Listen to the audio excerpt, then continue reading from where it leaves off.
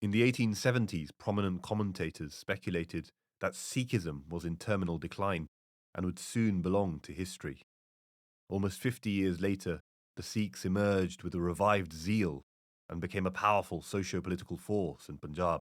What really was the Sikh chapter in the story of the British Raj? Did Sikhs maintain loyalty to the crown, or did they fight against it? And how did Sikhs politically engage with Hindus, Muslims, and secular Indian nationalists? In this episode, we'll be looking at the middle period of colonial history, from 1870 to 1920. The legacy of these years cannot be ignored. It saw a radical transformation of Sikh polity, from feudalism to democracy, and the ideologies which came with this still very much influence and shape modern Sikh thought today. To recap, we would first recommend watching our documentary on the making of the modern Sikh identity to truly understand the scope of the religious and cultural change which had swept Indian society just before the 1900s. After colonialism, religious society was in great flux. The emergence of the British in the Punjab saw the rise of Christian missionaries, leading to a change in the way religious identity was interpreted on the subcontinent. Because of this, as well as other key factors, different religious reform movements gained popularity amongst different religions. For the Hindus, it was the Arya Samaj. For the Muslims, it was the Ahmadiyas. And for the Sikhs, it was the Singh Sabha movement. The success of the Singh Sabhas was a watershed moment in Sikh history. There were two dominant Singh Sabha institutions at the time, the Singh Sabha Lahore and Singh Sabha Amritsar, who differed with each other along ideological lines. The intellectuals who spearheaded the Singh Sabha Lahore were largely of a middle-class background, and many had been raised with a Western education, whilst the Singh Sabha Amritsar were from a more traditional Punjabi aristocratic elite.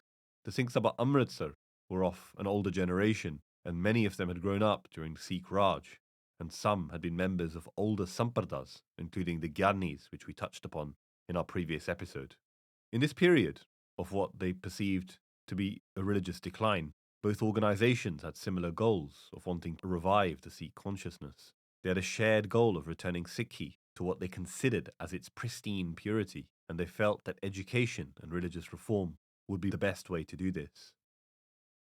They worked alongside each other for 6 years under a general Sabha, with Guru Khem Singh Bedi from the Amritsar division being the president, and Gurmukh Singh from Lahore being the secretary. Their collaboration was held together under what later came to be known as the Khalsa Diwan, and the emphasis both groups placed on education was a strong focal point which united the two Sabhas together. Together, they saw a need in wanting to renormalize the Punjabi language. This was at a time where Punjabi Hindu and Muslim groups placed a heavier emphasis on teaching Hindi and Urdu instead. Linguistic hegemony became a rallying cry for each of these three major religious communities in Punjab, and it became a strong point of political contention in the decades to follow. With this in mind, the collaborative Khalsa Diwan was keen to establish its own Sikh centre of learning, where the Punjabi language had a sphere to be intellectually pursued by scholars and students alike. Years of fundraising and political lobbying by the Khalsa Diwan gave rise to the Khalsa College in Amritsar, which was founded in 1892 and still stands to this day. This too would have been just 6 years after the establishment of the Dayananda Anglo-Vedic College in Lahore, named after the Hindu leader and Arya Samaj founder Dayananda Saraswati. Both Singh Sabhas were also equally enthusiastic about improving the social status of women in Punjabi society, and they felt that this could be done best by promoting education for women. At the time, female child marriages, polygamy, prohibition of widow remarriage, and the use of the purdah, especially amongst higher classes, was prevalent amongst Sikhs. Female infanticide was also not uncommon, particularly amongst the Bedis and Sodis and certain Jat tribes. The conversion of Maharaja Duleep Singh to Christianity, alongside several members of the Sikh aristocracy, concerned Sikhs at large. Ernest Trump, a Christian missionary, had produced an English translation of the Guru Granth Sahib and commented that Sikhi was a waning religion that will soon belong to history. The leaders of both Singh Sabhas together had a mission to counter the influence of Christianity and other rival religious groups who had then appeared to pose a threat to Sikh existence. The early years of the Singh Sabha movement saw the formation of charitable hospitals and orphanages across the Punjab. The sudden success of the printing press and a growing literate middle class saw Singh Sabhaites proselytizing their ideology to the masses and dozens of new newspapers were founded. A growing schism began to brew within the Khalsa Diwan in 1886, and it was around this time when the Singh Sabhas started to move in different directions. There had already been tussles in leadership before between the two camps, and it was at this point where the ideological differences were amplified. The Singh Sabha Amritsar, being more aristocratic, felt less of a need to challenge existing caste dynamics, which had then become a norm among Sikh society. They had instead largely accepted the status quo of the Mahants and Pujaris, who managed the Gurdwaras, many of whom would have discriminated against Sikhs of a lower caste. As shown in our third episode, after the fall of Sikh Raj, the Mahants and Pujaris, who quite often derived from the Udasi and Nirmala orders, held an almost privatized control over the Gurdwaras and had full support of the British. It was in the interests of the British to regulate and monitor the internal affairs of these shrines, and this very much helped with the socio-political pacification of the Sikhs in the aftermath of the Anglo-Sikh Wars. By stark contrast, the leadership of the Lahore Singh Sabha instead had a radically egalitarian interpretation of Sikhi. They were determined to eliminate caste dynamics altogether, especially within Sikh spaces. Lahore Singh Sabha leaders voiced their disgust on the prevailing issue of the untouchables being prevented from entering Gurdwaras, including the Harmandir Sahib by the Mahants and Pujaris at certain hours. The Lahore Sabha welcomed Sikhs from all castes into their leadership, and even set up their own Singh Sabha Gurdwaras, which allowed Sikhs from all backgrounds to collectively worship together. The practice of lower caste individuals serving Kada Prasad at the end of Lahore Singh Sabha's Diwans became in common practice. New Singh Sabha Gurdwaras, along with new places of education like the Khalsa College, were being set up in parallel to the traditional Mahant-owned historic Gurdwaras. This had the effect of creating two different Sikh communities, cohabiting completely different spaces to one another, in both worship and education. The society of the traditionalists, and those who were under the sway of the Singh Sabha Lahore reformers, the absolute authority of the Guru Granth Sahib over anything else, was preached within these places of worship. As covered in a chapter of our third episode, in pre-colonial Sikhi, descendants of the Gurus were held in the highest regard and were spiritually seen, by many, as being the living embodiment of the Gurus themselves. Guru Khem Singh Bedi of the Singh Sabha Amritsar, being the descendant of Guru Nanak, reserved a separate seat of his own within the Darbar of Harmandir Sahib. A famous incident saw the removal of this seat by Gurmukh Singh of the Lahore Singh Sabha.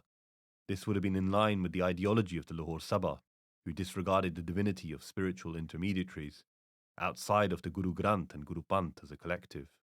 Gurmukh Singh also regarded the Faridkot Tika, which we have covered in multiple episodes, and Avtar Singh Vihiria's content from the Amritsar Sabha as being more in tune with Hindu philosophy.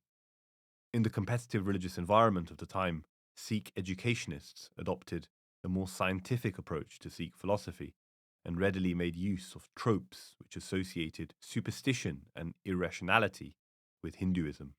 For Gurmukh Singh, the Khalsa identity was also of the utmost importance within Sikh tradition, and felt that much less authority should be delegated and reserved for those who existed within the Khulasa and the Sahajdari Sikh sphere.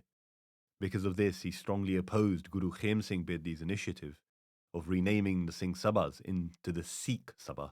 Since their founding, both Singh Sabhas had been tactically very loyal to the British. It's important to note that within the Amritsar Singh Sabha's listed objectives, they too included the importance of cultivating loyalty to the crown.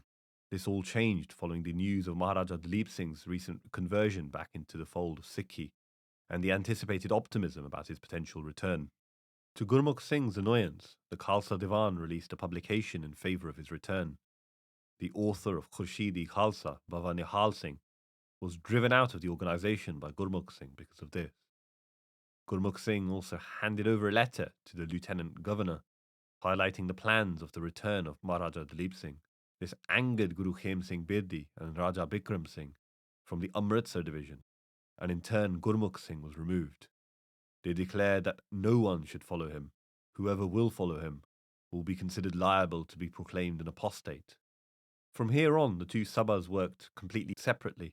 The Amritsar Sabha, despite being patronized by wealthy aristocrats, and despite having stronger ties with the Mahants and Pujaris who controlled traditional Sikh institutions, ended up in a weaker position to the more younger, progressive, and dynamic Singh Sabha Lahore. After both sides parted ways, amongst all of the satellite Singh Sabhas in Punjab, 30 went to the sway of the Singh Sabha Lahore, whilst only 3 remained allied with the Singh Sabha Amritsar. The Lahore Singh Sabha had a Western educated core, and their committee was more democratic in nature. They eventually obtained patronage from the Lieutenant Governor of the Punjab and the Commander in Chief of the Imperial Forces in India, and this most definitely would have made up for their lack of aristocratic sponsorship. But this also meant that the British were able to keep a closer check on their activities, and absolute loyalty was the price which came with this transaction. This relationship can be observed in the correspondence the Lahore Singh Sabha leaders maintained with the colonial regime, as well as through key speeches made by British patrons. It was very much a symbiotic relationship, where both sides used each other for their own gain. The Lahore Sabha elite felt that they could utilize this relationship to further their social agenda of reform within Sikhi. The British freely recruited Sikh soldiers into the Indian army, expounding on the notions of the ever prevalent martial race theory in the late 19th and early 20th centuries. Lahore Sabha newspapers, like the Khalsa Akhbar, in turn picked up on this and opined articles promoting the idea of the British best preserving the Sikh identity via army enlistment. At this point, Lahore Sabhites focused less on political discussions and more on social reform, and no dissent against the colonial authorities was allowed within their meetings. As part of their manifesto, they declared that there should be no seditious talk against the British government. Englishmen were also encouraged to join the Singh Sabha. In fact, the Khalsa College was originally set up to be named the Loyal Leal Khalsa College by the Lahore Sabha, in honour of the patronage and support they'd received from Lieutenant Governor James Broadwood Lyall. Lyall rejected this proposal and added that while his honour was grateful to the promoters for so kindly wishing to add his name to the designation of the college, he strongly advised them to simply designate the institution the Khalsa College, which in his honour's opinion sounds much better and is more appropriate. Though the Lahore Sabha gained significant traction and appeal, one of their key objectives, which Governor Lyall described in 1889, was yet to be fulfilled. It was that they no longer confounded with the Hindus, but treated in all respects as a separate community.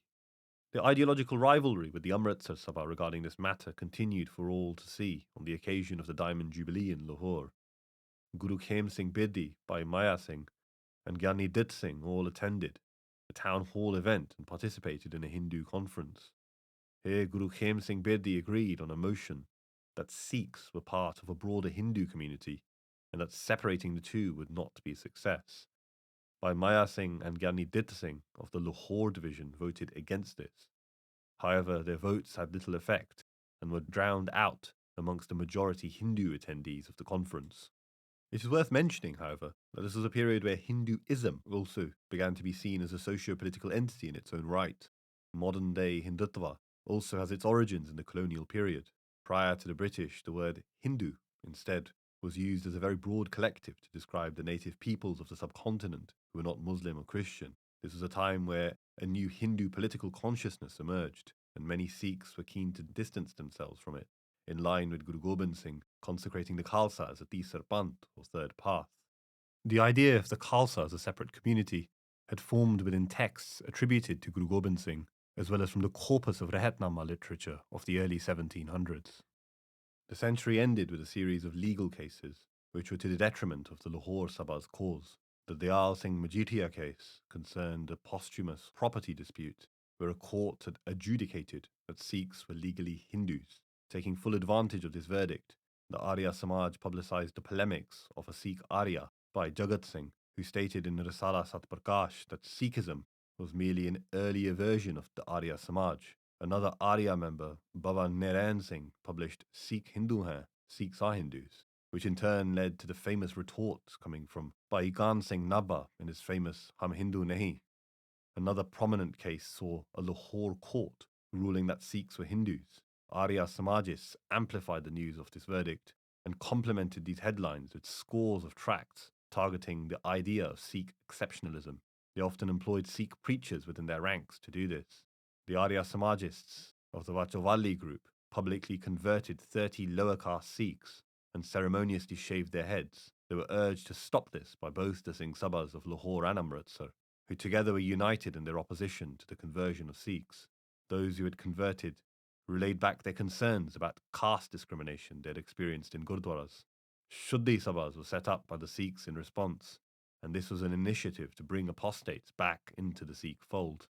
400 Sikhs who had previously converted to Islam were also ceremoniously brought back into the Sikh fold by the Lahore Singh Sabha at a conference in Jalandhar in 1879. The 19th century ended with Lahore Sabha making significant inroads within Sikh society and laying the foundations for a new Sikh consciousness and identity. They were not always successful, however, and as the legal cases show, they still had some way to go before Sikhs received full legal recognition for their separate identity. Their rivalries with the Arya Samaj, political Islam, and Christian missionaries would continue into the early 20th century. The beginning of the 20th century saw the death of key heavyweight figures from both the Amritsar and Lahore Singh Sabhas. This paved the way for a new era in Sikh leadership. Whilst the Lahore Sabha ended the century as the dominant ideology, there was a prospect for the formation of a whole new body altogether. This led to the consecration of the Chief Khalsa Diwan in 1902, which, much like the previous Khalsa Diwan, was a united body of both the Amritsar and Lahore divisions, which was based in Amritsar. This body had a more conservative, aristocratic feel. It epitomized the new elite of Punjabi Sikh society, who were born and brought up within the colonial apparatus, thus differing from the older generation of the Amritsar Singh Sabhaites. In 1902, the 30-year-old Sardar Sundar Singh Majeethia was the one to found this body as the secretary and was the uniting force of the two dominant Singh Sabhas. Schooled at the Atchison College in Lahore, he was one of the largest Punjabi landowners of the time. At the Atchison College, he would have received the education of the elites of society of the time in this British institution. A vast majority of princely heirs received their education at this venue. The Chief Khalsa Diwan's other high-profile figures included the likes of Tarlochan Singh, Harbant Singh Atari, President Arjan Singh Bagdiyan, and the highly influential scholar Bhai Veer Singh. Babu Teja Singh from Pasaur performed the inaugural prayer of the Chief Khalsa Diwan. Despite having an aristocratic core, the younger leadership of the Chief Khalsa Diwan instead adopted an ideology which more closely resembled the Lahore Singh Sabha and was heavily against caste distinctions and supported anti-caste subsidiary groups like the Khalsa Biradari. A CID official, in fact, went as far as labelling the Chief Khalsa Diwan as a separatist party amongst the Sikhs, which discouraged the employment of Brahmins at Sikh social and religious ceremonies, and went on to say they generally endeavour to keep their religion pure from the thraldom and grossness of Hinduism. This group is described along with the prior Lahore Singh Sabha as the Tat Khalsa in our first episode. Despite the legacy of the Lahore Sabha, Sikhs were largely legally still being classified as Hindus within the colonial apparatus. The Chief Khalsa Diwan first successfully challenged this in 1909 with the passing of the Anand Marriage Bill. The ramifications of this bill were enormous, and this came to be the first time where a separate Sikh religious practice was codified into the colonial legal system. This legislation became a path towards the full demarcation of religious boundaries between Hinduism and Sikhism, and received a strong backlash from the Arya Samaj. Whilst many parts of Punjabi society still had syncretic traditions, it also sparked much debate amongst Sikhs as to what strictly defines a Sikh, and thus who this bill in turn should apply to.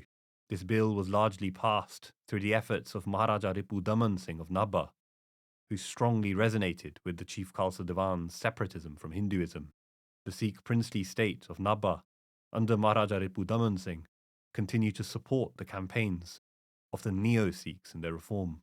The term Neo-Sikhs was commonly used in CID reports of the time to brand Chief Khalsa Diwan members. The British, however, grew increasingly frustrated with the Maharaja of Nabha's lack of loyalty to the crown in the years of the early 1900s. His neighbour from Patiala maintained a semi-autonomous state, which had healthy relations with the British Raj. Gradually, the powers of these states were weakened by the British, in an attempt to maintain greater control. Key Chief Khalsa Diwan members also formed the Punjab and Sindh Bank, essentially a Sikh financial institution supporting Diwan activities. This bank continues today as a hugely popular secular bank. Whilst the Mahants and Pujaris still held almost privatised control over traditional gurdwaras, Sundar Singh Majithia strove to promote gurdwara reform. He lobbied the Viceroy and the Legislative Council and was keen on finding a middle solution. He suggested forming a centralised committee which governed above the privatised gurdwaras to supervise their activities. This was rejected, however, as the Mahants and Pujaris also held warm relations with the British and also had full legal control over their properties. The British, therefore, saw no reason to challenge the status quo and did not agree to their demands. In 1915, growing increasingly frustrated, the Chief Khalsa Diwan flooded Amritsar with pamphlets calling for Gurdwara reform. Earlier in 1905, the Chief Khalsa Diwan forced Arur Singh, the Mahant of Harmandir Sahib, to remove idols around the precincts of the Harmandir Sahib. The Khalsa Akhbar reported that there were as many as 50 places around the Harmandir Sahib complex where idols manifested. This irritated the leadership of the Arya Samaj, and they filed a formal petition with 13,000 signatures stating that idol worship was customary in Sikh tradition and that Hindu-Sikh relations would be harmed by their removal. But it wasn't just the Arya Samaj who were upset at the removal of idols. More traditional Hindu Sanatani reform movements also objected. A famous example of this is when the Hindu Hitkari Sabha approached Maharaja Ripu Daman Singh's father, Maharaja Hira Singh, and expressed their concerns by the removal of the idols. Maharaja Hira Singh sympathized with the group and went as far as issuing an istihar to denounce the strange party that has sprung up amongst the Sikhs, who say that they are not Hindus. He announced a reward of 500 rupees to anyone who could refute the substance of this statement in his istihar. He was completely at odds with his son in his ideology. It seems likely that Maharaja Ripu Daman Singh's Lahore Singh Sabha ideology came more from receiving an education from Khan Singh Nabha, all the whilst avoiding the government-associated Atchinson College of the Chiefs.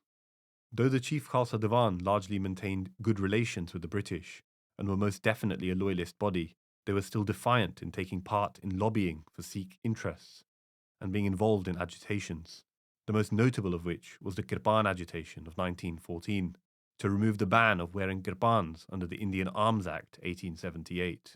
Though they were successful in overturning the ban, a new limit of a 6-inch kirpan, and in some states 9 inches, was henceforth imposed. A ban maintained in place in certain spaces, including the army, and required further campaigning to remove. Sundar Singh Majithia and the Chief Khalsa Diwan also managed to lobby for a 20% quota for Sikhs within the government civil jobs by 1920, whilst a 30% quota was allocated to the Hindus and 50% was given to the Muslims. Within this period, Sundar Singh Majithia was greatly pressed with political pressure from more radical groups within the Sikh sphere, and he was often stretched in balancing Panthic demands, all the while trying to maintain good relations with the colonial regime. We have so far only discussed the Lahore and Amritsar Sabhas and the combined Chief Khalsa Diwan from 1902. Slightly earlier in 1894, there was the formation of the highly influential Singh Sabha from Basar. This was under the leadership of the president Nihang Vasava Singh. Nihang Vasava Singh had been preaching for a considerable length of time in the Basar village prior to the formation of this Singh Sabha. Its most famous of members, however, was its secretary, Babu Teja Singh, who in fact had led a Jatha of 5 Sikhs in 1894 to establish the Singh Sabha Basar. Teja Singh can be described as one of the most radical Sikh leaders of the early 20th century, and his legacy in some ways still continues today amongst certain strains of Sikh thought. Teja Singh had too been initiated and taught in a Nihang Dera of Bhai Fateh Singh. Graduating from the Patiala City High School, he was proficient in both English and Persian, and had also been taught by the likes of Gyani Dit Singh and Gurmukh Singh of the Lahore Singh Sabha. Teja Singh was close to the leadership of the Lahore Singh Sabha up until the deaths of Gyani Dit Singh and Gurmukh Singh. After their deaths, however, he felt as though the Lahore Singh Sabha had lost its zeal, and he felt the need to pursue a more independent program towards the end of the 19th century. Teja Singh held huge divans which were attended by many prominent Sikhs. These included well-known names including Sant Attar Singh, Bhai Gan Singh Nabha, and Nihang Akali Kaur Singh. Teja Singh's close confidant at the time, Bhai Rantir Singh of Narangwal, who went on to form the Akhand Kirtani Jatha, was in his early years a prominent member of this Singh Sabha. They followed a similar agenda to the other Singh Sabhas, but were even more radical than the Lahore Singh Sabha in ideology. They too shared the goal with the Lahore Singh Sabha of an absolute separation of Sikh thought from Hinduism, and also wanted to see the removal or reform of elaborate ritual practices and complete eradication of caste. Most importantly, however, Teja Singh was zealous in promoting female education and opened schools with free boarding, lodging, books, clothing, and meal facilities. The first headmaster of this girls' school, opened by this Singh Sabha, was Bhai Randir Singh, later of the AKJ. He saw baptism as being essential for these female students and insisted that females should don the turban too. In addition to maintaining the 5Ks in this school, he saw a need for the full banning of ornamentation, females too. Many of the divans the Singh Sabha held publicly converted scores of Muslims to Sikhi. The famous Panch Khalsa Diwan in Bakapur of 1903, attended by thousands, saw the conversion of a prominent Muslim Maulvi, Karim Baksh, and his 4 sons and 1 daughter. A further 29 others received Khande Paul. Interestingly, this was the same Divan which saw the initiation of Bhai Rantir Singh. The sermons preached on the day highlighted the essential need for Sikhs to proselytize to non-Sikhs and to attract converts. This huge Divan was in some ways the peak of the Singh Sabha's success, as it was attended by Singh Sabha leaders from all over the Punjab. Key personalities from the Khalsa College Amritsar also attended, including the teacher Hira Singh Majitia, and then prominent students, Master Tara Singh and Bhai Jodh Singh. Crucially, the Singh Sabha Pasar was one of the 29 Singh Sabhas out of the total 150 in 1902 that joined the Chief Khalsa Diwan. Teja Singh performed the inaugural Ardas of the Chief Khalsa Diwan. Though Pasar kept warm relations with the Chief Khalsa Diwan at first after its formation in 1902, Babu Teja Singh felt as though their social agenda wasn't revolutionary enough, much like how he felt in the late 19th century about the Lahore Singh Sabha. Feeling disillusioned from the conservative aristocratic class, Teja Singh broke away to form his own Panch Khalsa Diwan, or Khalsa Parliament. These were essentially later names for the Singh Sabha Pasar after 1907. Sardar Sundar Singh Majitia of the Chief Khalsa Diwan famously labelled the Panch Khalsa Diwan as fanatical and rebellious. During the 1901 census, Teja Singh Pasar Singh Sabha pushed Sikhs to register their nationality as Sikh and their religion as Khalsa. This was very much in keeping with his strict separatist beliefs. The Panch Khalsa Diwan felt that total gender equality could only manifest itself if the same rehat and laws which were traditionally reserved for males had been adopted by females too. They therefore made the turban or keski mandatory as an essential kakar for women. This was not promoted by other Singh Sabhas, including the Chief Khalsa Diwan. The keski as the fifth kakar instead of kes was later adopted by the Akhand Kirtani Jatha. The Panch Khalsa Diwan supported females receiving Khande Paul from a double-edged sword, differing to the earlier Amritsar Singh Sabha, who instead administered Khande Paul to females using a single-edged sword. The traditionalist Amritsar Singh Sabha also didn't feel as though it was a necessity for females to be initiated into the Khalsa. This had been propagated by the Amritsar Singh Sabha in Khalsa Dharam Shastra by Avtar Singh Vihiria. The Panch Khalsa Diwan were intolerant of any Sahajdari or Khulasa traditions and strongly pushed for Khande Paul for all. For them, a Sikh was defined by one who was Amritari and no less. The Chief Khalsa Diwan, on the other hand, had a more moderate stance and were open to Sahajdaris, forming part of wider Sikhism. The Panch Khalsa Diwan wanted the full removal of non-Khalsa Mahants and Pujaris, who still stood as Granthis at many traditional Gurdwaras. The Panch Khalsa Diwan, like the Chief Khalsa Diwan, was strongly against any caste-based discrimination, and so also openly invited lower caste Sikhs to take Khande Paul at their Amrits and Jars. Interestingly, the Panch Khalsa Diwan even prohibited tea as an intoxicant, but as with all the dominant Singh Sabhas, including the Lahore, Amritsar, and the Chief Khalsa Diwan, they allowed for the consumption of meat so long as it wasn't halal. The Panch Khalsa Diwan, despite this, felt the term Mahaprasad in Sikh literature did not refer to the meat sacrament, but rather it referred to Kada Prasad instead. During this period, the Chief Khalsa Diwan campaigned strongly against the government's prohibition of chatka meat in certain establishments, including government schools, jails, railway stations, and hospitals. Sundar Singh Majitia, in a speech in the Punjab Legislative Council, stated, "We will not slacken our endeavours, and I will go on pressing this viewpoint on my colleagues till our legitimate grievances in this respect are removed." Later on, large-scale chatka conferences were held too. Despite the Panch Khalsa Diwan including only halal meat as a cardinal sin amongst their Rehat Maryada, the Akhand Kirtani Jatha founder, Bhai Rantir Singh, has maintained that meat as a whole is a cardinal sin. In his own writings, interestingly, he is seen to have had a schism with the Panch Khalsa Diwan about this, and he wrote a tract in 1910 highlighting why he felt meat as a whole should be banned. The Panch Khalsa Diwan, however, did not go on to publish this. Bhai Rantir Singh writes that the patronage the Panch Khalsa Diwan received at the time from Khan Singh Nabha and the Maharaja of Nabha, Ripu Daman Singh, prevented them from publishing this anti-meat polemic. Bhai Rantir Singh was later part of the Panch Khalsa Diwan's Rehat Committee, but very much distanced himself from Teja Singh before his excommunication. As you saw in our previous video, the banning of meat by the Akhand Kirtani Jatha and their offshoots, such as the Babbar Khalsa, follows other modern Jathas, including the Nanaksar and Damdami Taksal. The Akal Takht SGPC Amritari Maryada prohibits only halal meat.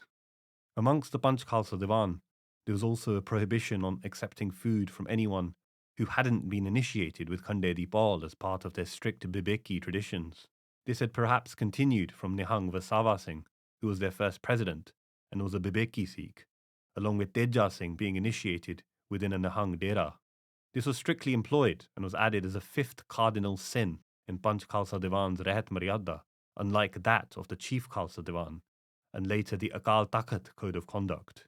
Bhai Rantir Singh of the AKJ also maintained a Bibeki diet amongst his Jatha and states in his autobiography that he would cook langar separately if it was prepared by unbaptized individuals. The tradition of performing arti in front of the Guru Granth Sahib was banned by the Panch Khalsa Diwan. Like the Nirankaris, they had omitted the mention of Bhagauti from the beginning of the Ardas and replaced Bhagauti with Satnam. The portion at the beginning of the contemporary Ardas, which comes from Chandi Diwar, was omitted altogether from the Panch Khalsa Diwan's prayer. The Rag Malla, which is widely accepted as the composition at the end of the Guru Granth Sahib, was omitted from the beads made by the Panch Khalsa Diwan. They published tracts of material, including Rag Malla Khandan, explaining their decision. The Chief Khalsa Diwan, however, were in favour of maintaining the Rag Malla. They also promoted the publication of Guru Granth Sahib with spaces between the lines instead of the traditional Ladivar. The Chief Khalsa Diwan opposed this motion when a committee was set up to deliberate on this matter. This was later adopted by the SGPC and has since been the standard form of publication. Teja Singh claimed that the correct meditational mantra was Vahegur instead of Vaheguru. The Panch Khalsa Diwan considered Damdama Sahib as the fifth Takht, while the Chief Khalsa Diwan only considered 4 Takhts at the time. Importantly, Damdama Sahib later officially became known as the fifth Takht in the 1960s. Leaning heavily against many Sanatani traditions, Teja Singh proclaimed that the Dasam Granth should not be kept at the same level as the Guru Granth Sahib. He considered most of the Dasam Granth as Hindu scripture, outside of Jap, Akal Ustat, and select other compositions. He felt that Charitars and other material within Dasam Granth was questionable, and so was against the Prakash and Matha take of this text. The Panch Khalsa Diwan also criticised the Chief Khalsa Diwan's Anand Karaj ceremony, which had been codified by the Anand Marriage Bill 1909, and considered circambulating around the Guru Granth Sahib to be an imitation of the Hindu rites of circambulating around the fire. Instead, they encouraged Lama to be sung, with the bridegroom seated, followed by the bridegroom bowing before the Guru Granth Sahib and making a vow of companionship with the groom receiving the bride's hand. The Panch Khalsa Diwan also advocated for a greater importance given to the celebration of the Guru's birthdays, the Gurpurabs, over festivals of Diwali and Holi, which they considered as Hindu festivals. They encouraged Sikhs to celebrate Vaisakhi instead of Holi at Keskar Sahib. They restricted all earrings and prohibited dramas and pictures of the Gurus and famous Shaheeds being created. Because of all of these differences, both Diwans had standardized on 2 different Rehat Maryadas. Teja Singh snubbed an invitation to sit on the committee for the chief Khalsa Diwans, Gurmat Prakash Bagh Sanskar Rehat Maryada, between the years of 1910 to 1915, and instead went on to produce his own code of conduct, the Khalsa Rehat Prakash. Both of these were superseded in 1931 and 1932, when a subcommittee which consisted of Khan Singh Nabha, Bhai Veer Singh, Professor Teja Singh, and Bhai Jodh Singh, and other extremely influential Sikh scholars, sat together to produce the standardized SGPC, or Akal Takht Sikh Rehat Maryada we see today, following the formation of the SGPC in 1920. During this period, the British were also concerned with the radical position the Panch Khalsa Diwan took on many issues, some of which they saw as anti-British. The British vigorously attempted to stop the use of the name the Khalsa Parliament, which the Panch Khalsa Diwan had adopted. The Panch Khalsa Diwan's growing influence within the army was another worry for the establishment, as the body lobbied for the removal of steel helmets, which had been mandated for all to wear during the First World War. This order was subsequently uplifted. The Diwan was actually based within the princely state of Patiala. In response, the British liaised with the staunchly loyal Patiala Maharaja to help curtail the Diwan's activities in the coming years. Teja Singh also strained relations with the Maharaja of Patiala after he did not serve him Kada Prasad first at an event as per tradition in the princely state, due to his belief that the Maharaja was a perverted Sikh who did not practice the Khalsa's code of conduct. Teja Singh had major disagreements and scuffles with what became the new establishment, the SGPC. He is reprimanded by this group for specifically changing Gurbani, namely the removal of Bhagat Bani, changing Amritsar ceremonies, and for what they considered as releasing anti-Gurmat material. And on those charges, he was later excommunicated from the Khalsa Panth in 1928 by the SGPC. The Panch Khalsa Diwan would continue beyond this period, but with minimal influence. It's important to note that in this period, it wasn't just the Panch Khalsa Diwan which had formed a schism with the chief Khalsa Diwan. There was the Majha Khalsa Diwan, and also a central Malwa Khalsa Diwan, which also competed with the chief Khalsa Diwan for influence. The central Khalsa Diwan was actually set up by Maharaja Ripu Daman Singh in Malwa as competition with Sundar Singh Majithia, a month following the Anand marriage bill being passed. As a whole, however, the chief Khalsa Diwan was very much the dominant ideological force within the Sikh community, up to the period until 1920 and the beginning of the Akali movement. A society transitioned from feudalism to capitalism. Ideas of democracy found their way into Sikh spaces, and all major Khalsa Diwans, with the exception of the Amritsar Sabha, were formed using strong democratic principles. This, together with the solidification of religious boundaries, laid the groundwork for a whole new brand of Sikh polity to emerge. The principle of democracy relies on numbers, and Sikhs, being the smallest of the three main religious groups, looked for other means of exerting more political leverage. As censuses were introduced, religious demographics were being used to form policy. For the first time, religious communities were being mapped along their geographical distribution, and so their majority or minority statuses were being considered by the state. It was in this period, too, where we saw the origins of the Muslim League, which had its birth in 1906. This was established well after the Indian National Congress, which came about in 1885. The Muslim League lobbied the Viceroy for separate electorates to secure political representation for Muslims in the elections. This gave way to the Morley Minto reforms in 1909, that in turn meant that the Muslim electorate could only vote for a Muslim representative in the provincial council. It had the effect of splitting the electorate into two, one for Muslims and one for non-Muslims. This greatly worried Sundar Singh Majithia, who argued that Sikhs too were a minority in Punjab, and they thus too needed to secure their own separate electorates. From 1911, the chief Khalsa Diwan campaigned vigorously for securing a 33% representation of blocked separate electorates for Sikh candidates. This was in fact much higher than the Sikh population in the Punjab at the time, which was only 13%. Later, the Indian National Congress conceded 50% of Punjab's electorates to Muslims in a deal with the Muslim League known as the Lucknow Pact of 1916. This was an attempt by Congress to appeal to Muslim sympathies for the Indian nationalist cause, considering that Muslims then made up 21% of the whole of all of India's population. It further angered the Chief Khalsa Diwan that they had not been invited to the conference leading to the formation of the Lucknow Pact, as Congress had seen the organisation as a pro-British organ. It's important to note that at this time in 1916, the Sikhs didn't have a formal political body of their own.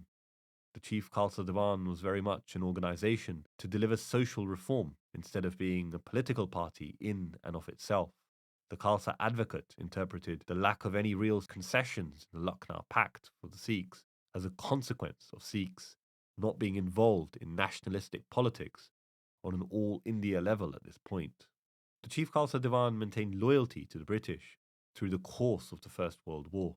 Sundar Singh Majitiya, in fact, emphasised this and stressed that their demand for 33% representation for electorates was not based on numbers, but rather was based on being proportionate to the importance, position, and services to the community, with due regard to their status before the annexation of the Punjab, their present stake in the country, and their past and present services to the empire. Congress branded this memo as communal and reiterated that Sikhs were part of the Hindu community and were not separate. To Congress's dismay, in 1919, the Chief Khalsa Diwan were finally successful. The Montagu-Chelmsford reforms introduced by the British granted Sikhs a 15% electorate, which was set slightly higher than the Sikh share of Punjabi population. Of the 61 elected seats available to a franchise of 3.4% at the time of the Punjab population, 8 were reserved for Sikhs. Montagu reported in 1917 that to the Sikhs, therefore, and to them alone, we propose to extend the system already adopted in the case of the Mohammedans. Montagu was pleased with the loyalty displayed by the Sikhs in the First World War. Along with the Ananda marriage bill earlier, the Montagu-Chelmsford reforms further recognised Sikhs as a separate community altogether by the establishment. Sikhs were now also an entirely separate political entity, which other parties had to court the interests of on an all-India level. This became important as the Montagu-Chelmsford reforms of 1919 clearly specified a road towards devolution of British power in India, with increasing self-governing institutions. This was seen by Sikhs as a major victory and can be regarded as amongst one of the Chief Khalsa Diwan's major achievements. This is often overlooked, and Sundar Singh Majitiya is even today occasionally seen by many as simply a British loyalist with little historical nuance. Majitiya continued his loyalist and moderate politics even after the Jallianwala Bagh massacre of 1919, all the while continuing his push for Sikh representation. He navigated his politics by cautiously operating in different spheres of power, all the way up to the Viceroy's Executive Council. In the latter half of the 1920s, Congress gradually warmed up to the idea of Sikhs campaigning for more electorates in Punjab, feeling that Sikhs having a larger share could reduce the Muslim share of the Punjab Legislative Council and in turn help their own cause. The early 20th century was a turbulent period in Indian colonial history. It was a time of plague, famine, and the First World War, which saw great fury and resentment brewing amongst the masses. The protests against the partition of Bengal in 1905 and the beginning of the Swadeshi movement, a self-sufficiency protest, which saw the mass boycott of foreign goods, were both shaped and organised by highly educated middle class as well as student protesters. Over in the Punjab, between 1901 to 1911, the bubonic plague alone accounted for 1 death in 4, and at least 60,000 Punjabis a year had died. It coincided with poor harvests and growing civil unrest in the canal colonies. The British had introduced a new land colonisation bill in 1907, which was badly received by many who resided near the canal colonies. These networks of canals were built by the British, were at the time the biggest irrigation system the world had ever seen. They came about at a time when Punjab was short of land, and there was an opportunity to irrigate huge swathes of previously infertile soil. Despite early successes, its first residents were furious over the new 1907 bill, which introduced legislation which many, in particular the peasantry, felt put them at a disadvantage.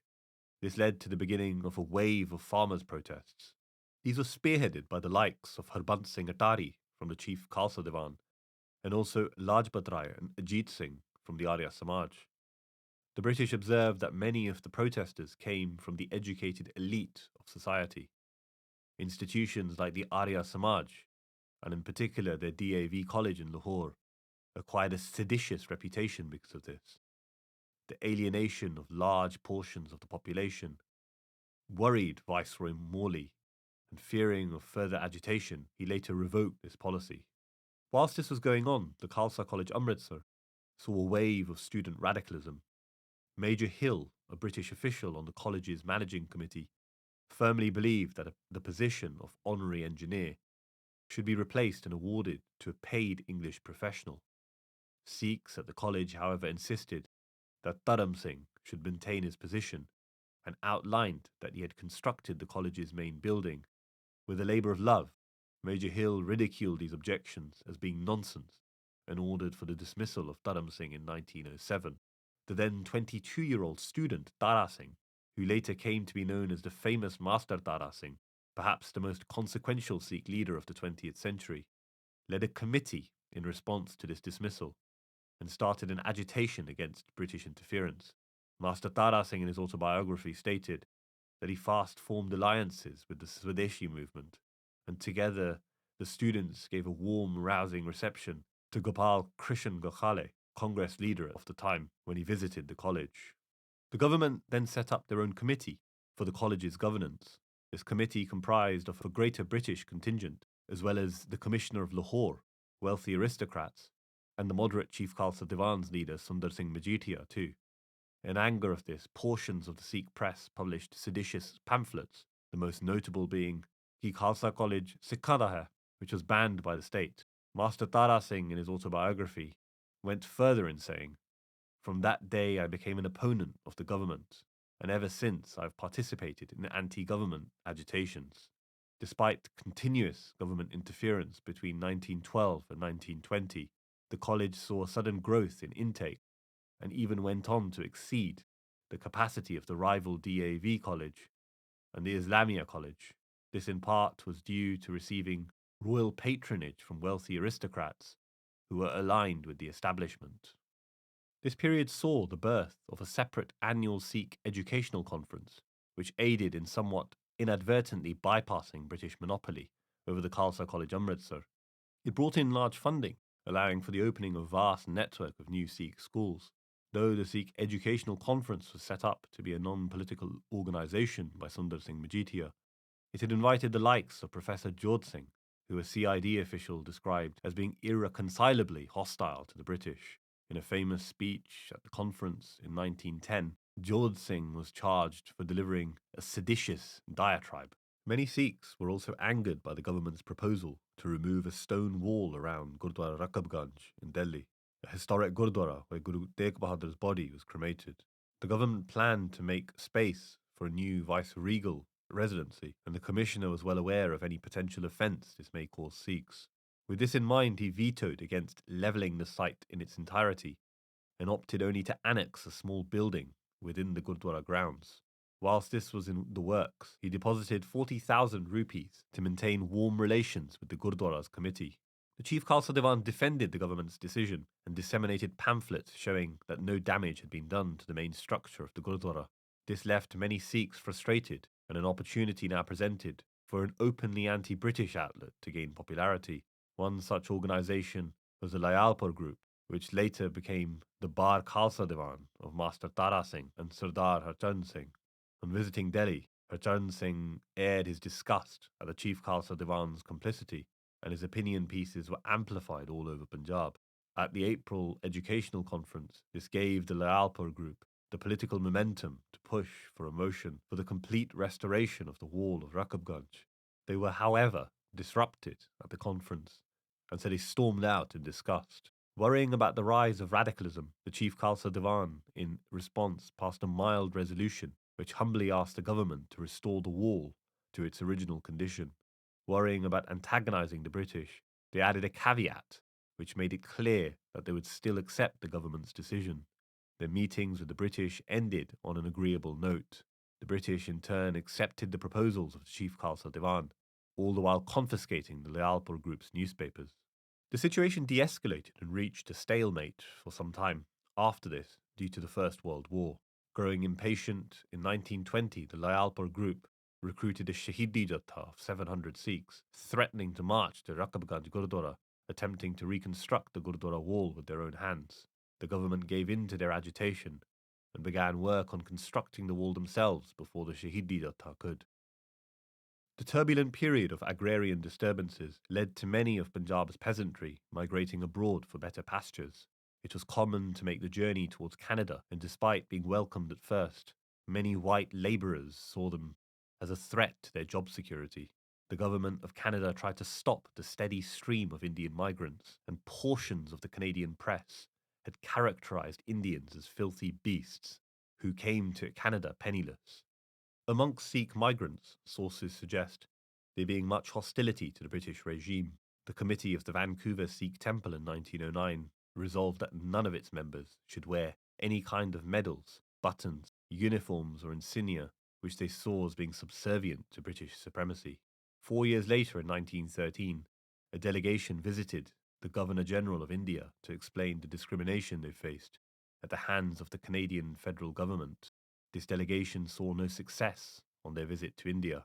On arriving back to Canada, they found the emergence of a new organization called the Hindi Association of the Pacific Coast, which one of its leaders, Hardyal, colloquially called the Gaddar Party. Between 1913 and 1915, the Gaddar movement gained prominence on the west coast of the United States and published weekly propaganda papers in both Urdu and Gurmukhi. These were distributed across the world and had a readership which extended 3 continents. 6 months after the publication of the first edition, a Singaporean businessman, Baba Gurditt Singh, chartered a ship called Komagata Maru. Baba Gurditt Singh had taken up the Gaddarite cause whilst in British Hong Kong. His chartered ship carried 376 Indians, mostly Sikhs, who attempted to emigrate to Canada. On docking at British Columbia, most were barred entry and were forced to divert to Calcutta.